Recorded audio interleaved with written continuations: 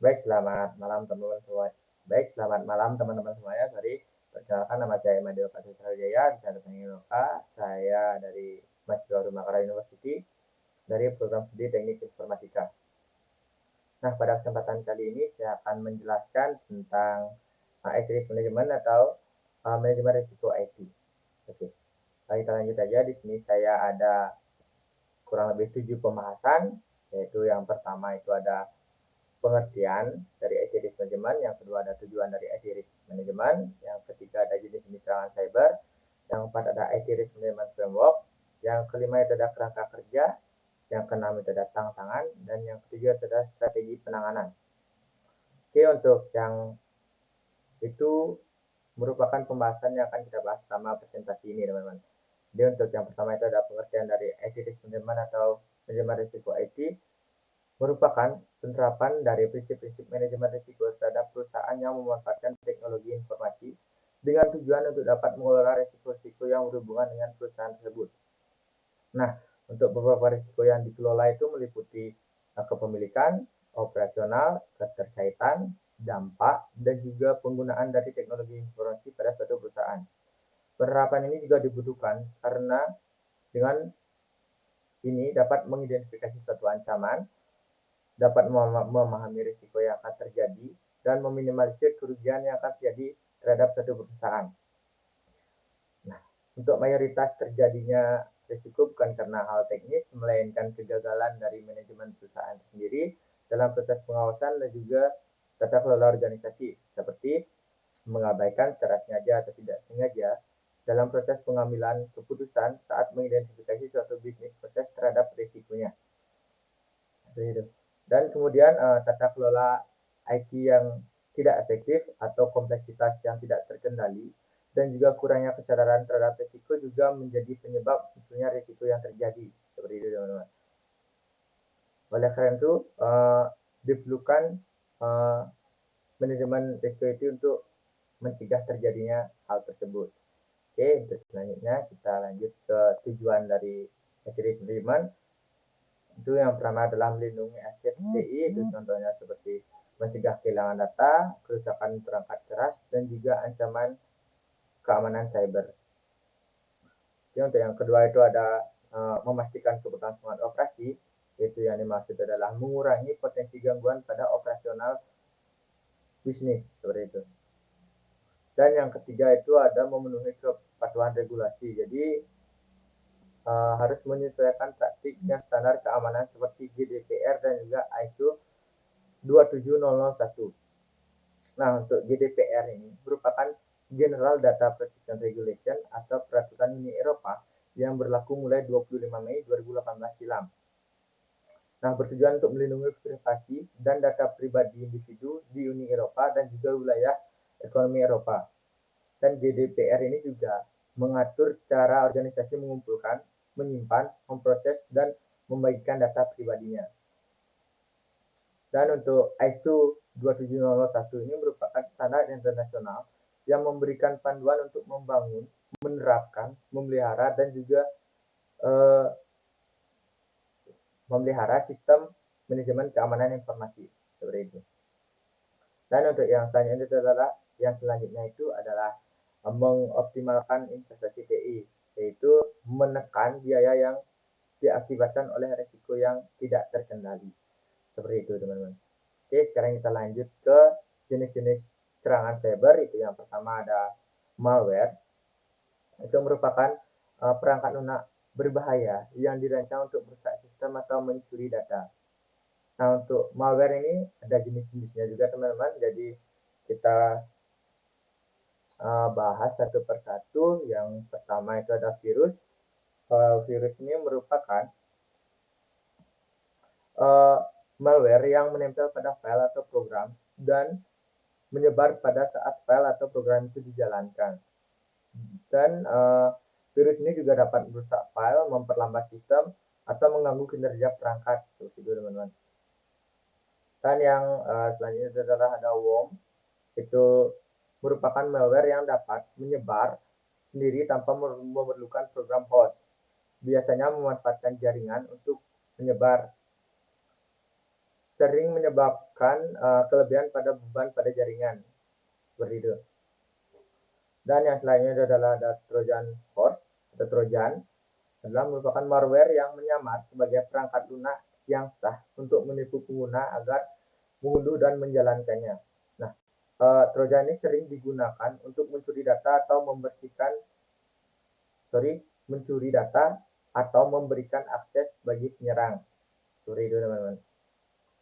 Nah, selanjutnya itu adalah ada ransomware, itu merupakan malware yang menenkripsi file atau sistem korban, kemudian meminta tebusan agar korban mendapat kembali aksesnya. Yaitu. Dan yang selanjutnya itu adalah spyware, itu merupakan malware yang memantau aktivitas pengguna tanpa sepengetahuan mereka. Dan spyware ini digunakan untuk mencuri informasi pribadi seperti kata sandi, data kartu kredit, atau aktivitas browsing. Seperti itu teman-teman. Dan itu merupakan jenis-jenis malware. Dan selanjutnya itu kita masuk ke phishing. Phishing ini merupakan sebuah teknik penipuan yang dilakukan dengan cara memancing orang lain untuk memberikan informasi sensitif seperti data pribadi, data akun, data finansial, data perusahaan, dan juga kesehatan, dan data sensitif lainnya. Bentuk phishing ini juga ada dua teman-teman, ada email phishing dan juga spear phishing. Jadi yang pertama, email phishing itu merupakan penipuan dengan media email. Jadi penipu akan mengirimkan email palsu yang bernamakan perusahaan resmi seperti bank, perusahaan media sosial, dan email itu memiliki isi yang menarik pengguna seperti mendapatkan bonus, mendapatkan keberuntungan, dan yang lainnya yang membuat pengguna mengklik tautan dari email tersebut dan memasukkan informasi pribadi. Dan untuk spear phishing itu merupakan sejenis juga dengan email phishing. Cuman yang membedakannya adalah di mana pelaku menggunakan riset terlebih dahulu tentang korban, dan nantinya saat informasi tentang korban yang telah didapatkan terlebih dahulu oleh pelaku, informasi tersebut seperti nama, ulang tahun, alamat, dan lainnya. Jadi serangan ini ditargetkan pada individu tertentu dengan pesan yang disesuaikan, seperti itu teman-teman. Oke, untuk selanjutnya itu ada DDoS atau Decrypted Denial of Service. Itu merupakan salah satu jenis serangan cyber yang banyak dilakukan oleh para hacker. Jadi serangan ini merupakan salah satu jenis serangan cyber yang bertujuan untuk membuat lalu lintas internet tidak dapat digunakan teman-teman, seperti itu. Dan serangan ini juga tidak hanya menyebabkan server lumpuh, tetapi juga mengganggu sistem jaringan internet yang digunakan oleh pengguna, seperti itu. Oke. Selanjutnya itu masih di DDoS. Itu serangan ini bekerja dengan cara mengirimkan sejumlah besar permintaan transaksi data secara terus-menerus ke server yang menjadi target. Jadi semakin besar volume yang dikirim, semakin besar juga dampak kelumpuhan lalu lintas jaringan yang terjadi. Seperti itu teman-teman. Dan yang selanjutnya itu adalah Man in the Middle atau MITM attack. Itu merupakan penyerangan yang memposisikan dirinya di antara dua pihak yang berkomunikasi untuk mencuri atau memodifikasi data tanpa sepengetahuan mereka. Nah, jadi serangan Man in the Middle ini memiliki potensi bahaya yang besar, itu karena dapat menyebabkan pencurian informasi pribadi seperti kata sandi, informasi keuangan, atau data sensitif lainnya. Jadi, dan selain itu juga penyerang dapat memanipulasi komunikasi untuk merugikan salah satu atau kedua pihak yang terlihat. Seperti itu teman-teman. Oke, kita lanjut. Ada ke SQL injection. Jadi penyerang ini menyisipkan kode SQL berbahaya ke dalam input aplikasi untuk mengakses atau memanipulasi basis data secara ilegal. Oke, yang selanjutnya itu ada Zero Day Exploit. Itu merupakan serangan yang mengeksploitasi kerentanan perangkat lunak yang belum diketahui atau belum diperbaiki oleh pengembang. Oke, yang selanjutnya itu ada password attack atau serangan kata sandi. Nah, Jadi serangan jenis cyber ini bertujuan untuk mendapatkan kata sandi pengguna untuk mengakses sistem, akun, atau data sensitif. Jadi serangan ini sering dilakukan oleh penyerang untuk mencuri data pribadi, mengakses sistem, atau melakukan tindakan ilegal. Seperti itu. Jadi untuk metodenya itu ada 3, ada brute force, dictionary attack, dan juga credential stuffing. Jadi kita bahas satu persatu. Untuk brute force ini merupakan penyerangan yang mencoba semua kemungkinan kombinasi kata sandi hingga menemukan yang benar dan membutuhkan waktu yang lama jika kata sandi panjang dan juga kompleks itu. Dan untuk selanjutnya adalah dictionary attack, itu merupakan penyerangan menggunakan daftar kata yang sering digunakan sebagai kata sandi untuk mencoba masuk ke dalam akun. Jadi menggunakan kata sandi umum seperti password 123456 atau versi seperti itu. Jadi untuk yang selanjutnya itu ada credential stuffing, itu merupakan penyerangan yang menggunakan kombinasi username dan password yang telah bocor dari pelanggaran data sebelumnya untuk mencoba masuk ke akun lain. Nah, jadi memanfaatkan fakta bahwa banyak orang yang menggunakan kata sandi yang sama di beberapa akun. Contohnya itu merupakan kredensial dari pelanggaran data LinkedIn untuk mencoba masuk ke akun email. Seperti itu teman-teman. Oke, itu password attack. Lanjut ke selanjutnya itu ada insider threat. Jadi ini merupakan serangan yang lumayan berbahaya juga teman-teman. Jadi itu merupakan ancaman keamanan yang berasal dari individu yang memiliki akses resmi ke sistem, data atau jaringan suatu organisasi, tetapi menyalahgunakan akses tersebut untuk merusak, mencuri, atau membocorkan informasi. Jadi individu ini biasanya berupa karyawan, kontraktor, mitra, atau mantan karyawan. Nah, jadi insider threat ini dianggap berbahaya karena pelaku memiliki pengetahuan tentang sistem internal dan seringkali sudah dipercaya oleh organisasi, sehingga mereka dapat melakukan serangan tanpa terdeteksi untuk waktu yang lama. Seperti itu teman-teman. Jadi ini ibaratnya seperti orang dalam itu teman-teman yang ingin merusak sebuah mantan perusahaannya seperti itu.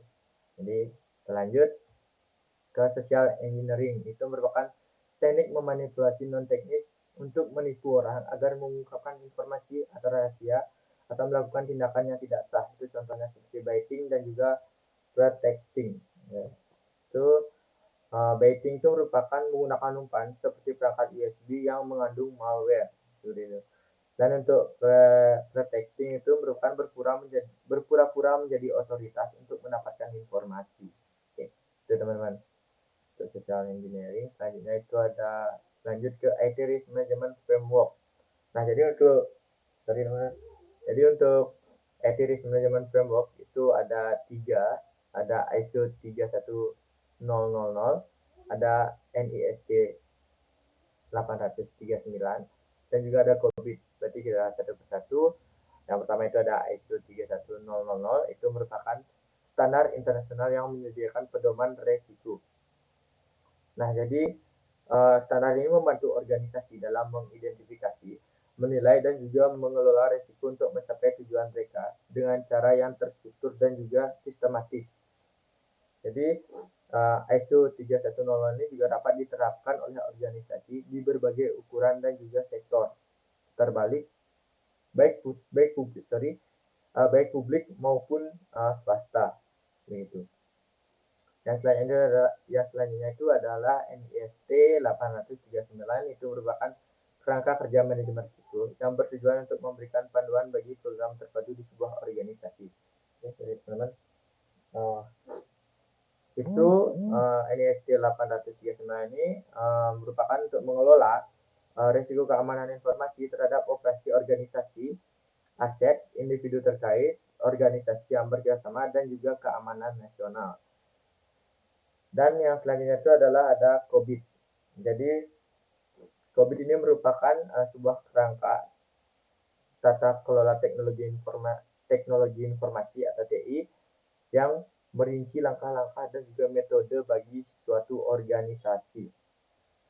Nah, jadi keberadaan COVID ini diharapkan mampu memberikan dukungan bagi perusahaan atau organisasi dalam menerapkan, mengelola, dan memonitor tata kelola TI mereka. Oke, teman-teman. Oke. Nah, selanjutnya itu ada kerangka kerja dari IT Risk Management, yaitu yang pertama adalah identifikasi risiko. Jadi kita menginventarisir ACTI yang penting, selanjutnya, dan juga ada mengidentifikasi ancaman potensial. Nah, selanjutnya setelah kita mengidentifikasi risiko, kita analisis risiko, yaitu melalui dampak dan probabilitas risiko, dan juga menggunakan metode seperti analisis kuantitatif atau kualitatif. Dan setelah kita menganalisis risiko, kita evaluasi risiko, yaitu menentukan risiko mana yang dapat diterima dan risiko mana yang memerlukan tindakan, seperti itu. Dan kita lanjut, setelah mengevaluasi, kita mitigasi risiko, yaitu dengan cara implementasi langkah-langkah untuk mengurangi risiko. Contohnya itu seperti enkripsi data, firewall, atau backup secara rutin. Dan yang selanjutnya itu adalah pemantauan dan juga review. Jadi memastikan efektivitas langkah mitigasi dan juga melakukan audit secara berkala, teman-teman. Nah, itu merupakan kerangka kerja dari IT Risk Management. Sekarang kita lanjut ke strategi penanganan risiko IT Risk Management. Yang pertama itu ada menghindari risiko. Sebisa mungkin kita menghindari risiko atau menghapus aktivitas yang menyebabkan risiko, teman-teman. Dan yang selanjutnya itu adalah mengurangi risiko, yaitu mengimplementasikan kontrol untuk mengurangi dampak. Jadi sebisa mungkin kita mengurangi risiko yang dapat berdampak, seperti itu, teman-teman. Dan yang selanjutnya itu adalah menerima risiko. Jadi sebisa mungkin kita mengakui risiko yang rendah sebagai bagian dari operasional. Jadi kita kayak menerima risiko yang paling rendah, seperti itu, teman-teman. Jadi ya harus seperti itu. Dan selanjutnya adalah mentransfer risiko. Jadi mengalihkan risiko kepada pihak ketiga, seperti membeli asuransi, seperti itu, teman-teman. Dan selanjutnya itu adalah ada tantangan dalam IT Risk Management. Nah, ini yang paling penting, teman-teman. Jadi yang pertama adalah perubahan teknologi yang cepat. Jadi seperti yang kita tahu, teknologi terus berkembang sehingga organisasi harus memperbarui pendekatan mereka terhadap risiko TI. Jadi sistem yang sebelumnya aman bisa menjadi usang atau rentan terhadap ancaman baru, seperti itu, teman-teman. Makanya kita perlu, makanya tantangan perubahan teknologi ini sangat berpengaruh, teman-teman. Jadi untuk solusi dari perubahan teknologi yang cepat ini yaitu melakukan pemantauan secara terus-menerus terhadap tren teknologi dan juga ancaman keamanan terbaru, teman-teman. Seperti itu. Dan yang kedua itu adalah meningkatnya kompleksitas infrastruktur TI. Jadi banyak organisasi yang menggunakan infrastruktur TI yang kompleks, termasuk sistem cloud, perangkat IoT, dan perangkat lunak dari vendor. Pihak ketiga, kompleksitas ini juga menyulitkan identifikasi dan juga mitigasi resiko. Nah, jadi untuk solusi dari meningkatnya kompleksitas infrastruktur TI ini merupakan itu kita solusinya mengimplementasikan arsitektur IT yang terorganisir dengan baik dan menggunakan alat pemantauan resiko otomatis. Oke, kita lanjut ke ancaman cyber yang semakin canggih. Oke. Untuk penjahat cyber menggunakan teknik yang semakin kompleks seperti ransomware, phishing, dan serangan zero yang kita jelaskan tadi, teman-teman. Jadi untuk solusi dari ancaman cyber ini merupakan Jadi solusi dari ancaman cyber ini adalah itu memperkuat pertahanan cyber dengan pembaruan perangkat lunak secara rutin, pelatihan staff, dan juga penggunaan teknologi seperti AI untuk deteksi ancaman. Dan selanjutnya itu ada ketidaksadaran atau kelalaian karyawan. Jadi karyawan menjadi titik lemah dalam keamanan TI, baik karena kurangnya pelatihan atau karena kesalahan manusia, seperti klik pada tautan yang berbahaya seperti itu. Jadi kan banyak manusia yang klik sembarangan tanpa tahu apa yang diklik itu seperti itu teman-teman. Jadi solusi untuk kesadaran atau kelalaian karyawan ini adalah memberikan pelatihan keamanan cyber secara rutin dan juga menerapkan keamanan kebijakan yang ketat seperti autentikasi dua faktor. Nah, itu teman-teman. Oke, yang selanjutnya itu ada kepatuhan terhadap regulasi, yaitu organisasi yang beroperasi di berbagai wilayah harus mematuhi beragam regulasi seperti GDPR di Eropa yang kita jelaskan tadi, yang saya jelaskan tadi teman-teman, Eropa, atau HIPAA di AS yang memerlukan pendekatan berbeda di setiap wilayah seperti itu. Nah, untuk menangani solusi ini yaitu membentuk tim kepatuhan yang memahami berbagai jenis regulasi dan menggunakan alat otomatisasi untuk memantau kepatuhan seperti itu teman-teman. Dan selanjutnya itu adalah kegagalan dalam mengukur resiko dengan akurat. Nah, jadi beberapa organisasi itu kesulitan mengukur risiko secara objektif sehingga sulit menentukan prioritas dalam mitigasi. Nah, untuk solusi dari kegagalan mengukur risiko dengan akurat ini itu menggunakan framework seperti NIST atau ISO 31000 yang saya jelaskan tadi teman-teman, untuk memberikan panduan evaluasi risiko. Dan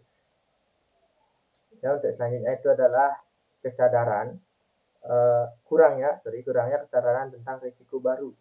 Nah, jadi risiko baru seperti kecerdasan buatan atau teknologi blockchain dapat menjadi ancaman jika organisasi tidak memahami cara kerjanya.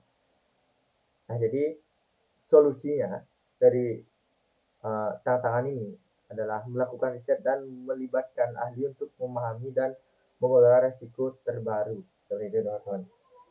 Itu merupakan tantangan dari IT risk management. Yang selanjutnya kita masuk ke kesimpulan teman-teman. Jadi IT risk management adalah elemen vital untuk menjaga keamanan, kelangsungan bisnis, dan juga kepatuhan regulasi di era digital dengan menerapkan langkah-langkah yang tepat. Organisasi dapat memitigasi risiko secara efektif dan juga mencapai tujuan strategisnya. Oke teman-teman, itu adalah kesimpulan dari IT risk management. Oke, mungkin ya kita sudah masuk di akhir presentasi teman-teman. Jadi mungkin itu saja materi yang saya presentasikan. Jika ada kurang atau saya ada kesalahan dalam bicara, saya mohon maaf. Mungkin sekian dari saya. Terima kasih dan selamat malam.